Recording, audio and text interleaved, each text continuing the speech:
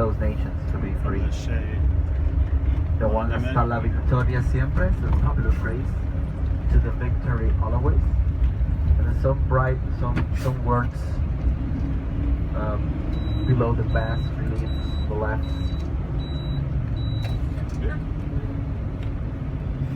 It's when Fidel. The French would probably have a thing. Bon, super. Bon, Marbles in your mouth.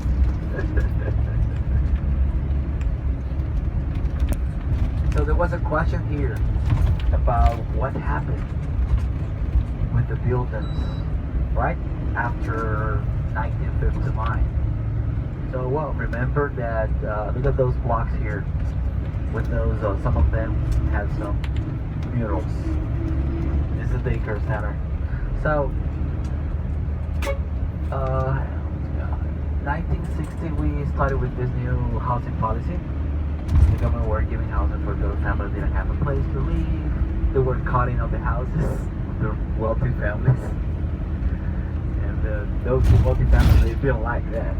That's why they left. They left the country, said no more. They didn't like Fidel. And well, there was a moment there was no houses to give. Late in the 60s, no more houses. All of them were given, and there were more families. They needed a place to live. And Fidel made a call to the workers, the general workers, to build their own buildings, of course, under the supervision of the architect. So were people building their own places to live, their own apartments in those blocks, but there was an architect supervising the design and everything was okay. And we call them micro brigadas, like a micro brigades. The same people building their own apartments. People were so happy. But they were the Cubans were focused doing that. And the government forgot all the buildings, all the places, for example, Old Havana, Central Havana, and many other part of the city that were, deteriorating themselves. And then we had this big crisis in the 1990s. There was 60s, 70s, 80s, those micro brigades building pre-Soviet blocks for the Cuban family. But we had to stop because we started this big crisis. And there was no more diesel, no more oil. Most of the little industries and plants, they stopped here. And there was nothing.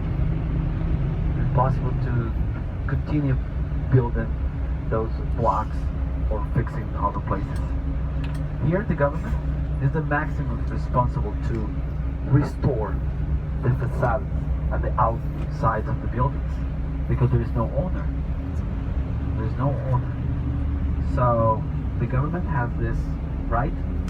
They are entitled to do it, but they don't do it because they don't have any money. They don't have any money to do it. They don't have it. That's why you see a lot of buildings in bad condition. There is a program. They want to restore everything. They started in Old Havana, for example, in Havana in the 1990s, and they have been doing a great work.